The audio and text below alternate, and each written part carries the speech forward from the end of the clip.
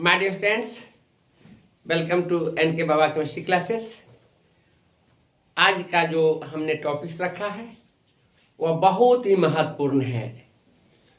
Examination में आने वाले क्वेश्चन की हम चर्चा कर रहे हैं और वन लाइनर इसका क्वेश्चन आंसर है। ऑब्जेक्टिव में 4 ऑप्शन न दे करके उसका क्या आंसर होगा उसी को हम लिखा रहे हैं, जो कि आपको याद करने में सुविधा होगा।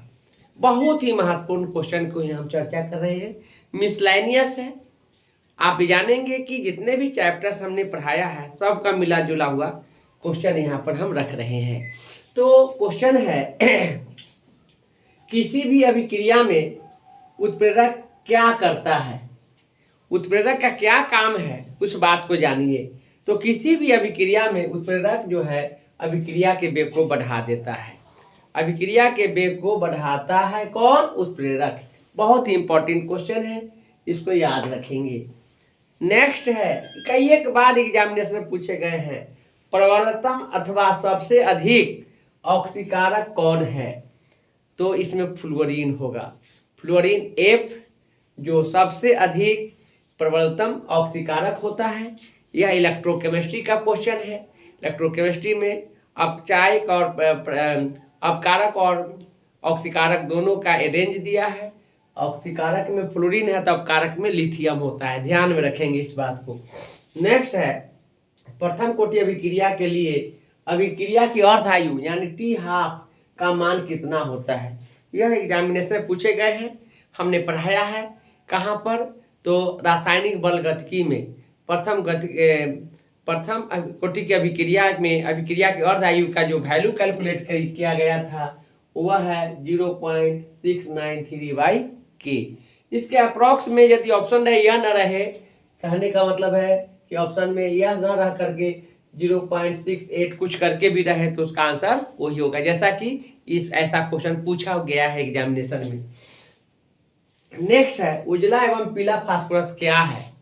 आप जानिए, उजला एवं पीला फास्फोरस का अपरूप होता है। फास्फोरस का अपरूप 3 होता है, उजला, पीला एंड काला, है ना। तो तीनों फास्फोरस का अपरूप है, लेकिन यह काफी पॉपुलर है, आप ध्यान में रखेंगे। उजला और पीला फास्फोरस की बात करें तो यानी कि वो अपरूप की बात कर रहा है। अपरूप क्या होता है तो जानते हैं कि जानिए कि भौतिक गुण भिन्न भिन्न होगा और रासायनिक गुण समान होता है, उसी को हम अपरूप कहते हैं। नेक्स्ट है, निम्नलिखित में कौन धातु अम्ल से अभिक्रिया कर हाइड्रोजन गैस मुक्त नहीं करती है? यह नेटिव मेटल्स हैं। यह प्रकृति में मुक्त अवस्था में पाए जाने वाले धातु में कॉपर है कि अभिक्रिया अम्ल से करता है लेकिन हाइड्रोजन मुक्त नहीं कर। बहुत बहुत इंपॉर्टेंट क्वेश्चन है, इसको याद रखेंगे आप लोग। इसके बाद है, रासायनिक अधिशोषण अभिक्रिया है। आप जानेंगे कि यह अनुत्क्रमणीय है। हमने पढ़ाया है भौतिक अधिशोषण और रासायनिक अधिशोषण में अंतर। उसमें बतलाया था कि भौतिक अधिशोषण उत्क्रमणीय अभिक्रिया होता है, जबकि रासायनिक अधिशोषण अनुत्क्रमणीय अभिक्रिया है। बहुत बहुत इंपॉर्टेंट है, इसको याद रखेंगे। नेक्स्ट, एमाइड CONH2 ग्रुप को कहा जाता है, क्या कहा जाता है? तो एमाइड कहा जाता है। एमिडो ग्रुप का ही है एमाइड या एमिडो ग्रुप। CONH2 होते हैं। यह एग्जामिनेशन के लिए काफी इंपॉर्टेंट है। सबसे अच्छा क्वेश्चन यहाँ पर देखेंगे, पहाड़ों पर जल का क्वथनांक कम हो जाता है क्यों? क्योंकि वायुमंडलीय दाब घट जाता है। आप जानेंगे कि धरातल से ऊपर की ओर जाएंगे, जैसे जैसे ऊपर बढ़ते जाएंगे उसका एटमॉस्फेरिक प्रेशर घटते जाता है। इस कारण से आप जानेंगे कि पहाड़ों पर जल का क्वथनांक कम जाता है। नेक्स्ट, मेथॉक्सीमेथेन का सूत्र क्या है? CH3OCH3। आप जानिए कि मेथॉक्सीमेथेन हो या मेथेनॉल हो या मेथेनॉल हो या मेथेनोइक एसिड हो या एसिटिक एसिड हो, यह सब जो है जो फर्स्ट और सेकंड मेंबर जो कार्बोक्सिलिक ग्रुप का जो कार्बन के साथ जो यौगिक बनता है वही अक्सर एग्जामिनेशन में पूछे जाते हैं। इस बात को ध्यान में रखेंगे। कोई भारी नहीं रहता है लेकिन आप उस पर ध्यान नहीं देते हैं, ध्यान देने की बात होनी चाहिए। तो यह है मेथेनॉक्सीमेथेन या डाइमिथाइल ईथर, जिसको कॉमन नेम कहते हैं। नेक्स्ट है, निम्नलिखित में से किसमें टिंडल प्रभाव नहीं पाया जाता है?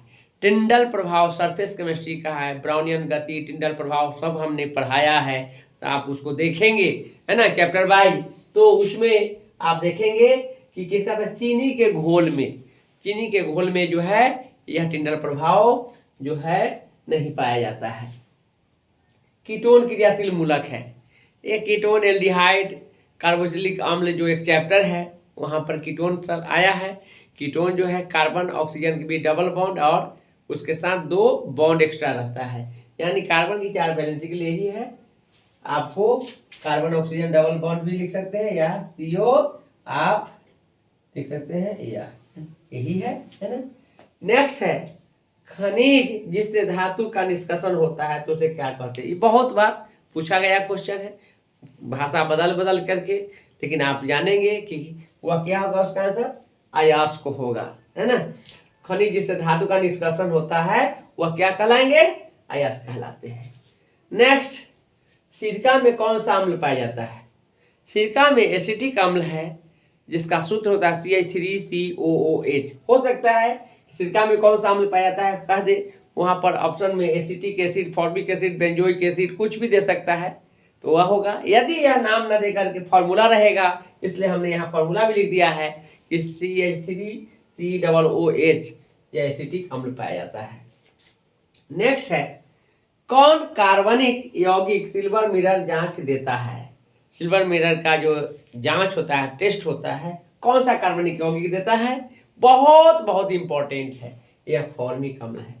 इस तरह से हमने आज कुछ important question, 1 liner question answer जो ऑब्जेक्टिव क्वेश्चन है इसको रखे हैं, काफ़ी इंपॉर्टेंट है, इसको याद करेंगे। एग्जाम का समय बहुत निकट आ गया है, थोड़ा सा भी लापरवाही आपके लिए रिजल्ट पर प्रभाव डालेगा, और अच्छा रिजल्ट के लिए अभी पढ़ने की ज़रूरत है, और साथ ही साथ ऑब्जेक्टिव क्वेश्चन पर ज़्यादा फोकस करने की ज़रूरत है। 50% ऑब्जेक्टिव क्वेश्चन है जो आपको मैं पढ़ा रहा हूँ, वहाँ से क्वेश्चन आएगा ही, बिल्कुल आएगा, इसमें कोई डाउट नहीं है। ऑब्जेक्टिव 100% बनाएंगे, और सब्जेक्टिव के लिए सोचना ही नहीं है। थोड़ा सा मेहनत कीजिए ऑब्जेक्टिव के लिए, फिर हम कल आपको बहुत अच्छे क्वेश्चन, अभी हम इसी तरह के क्वेश्चन को बतलाते रहेंगे ताकि आपको पूरे किताब का ऑब्जेक्टिव कंसेप्ट मिल जाए और उसको आप तैयारी के साथ एग्जाम में अच्छा से अच्छा मार्क्स उठाइए। तो आज के लिए हम इतना ही रखते हैं।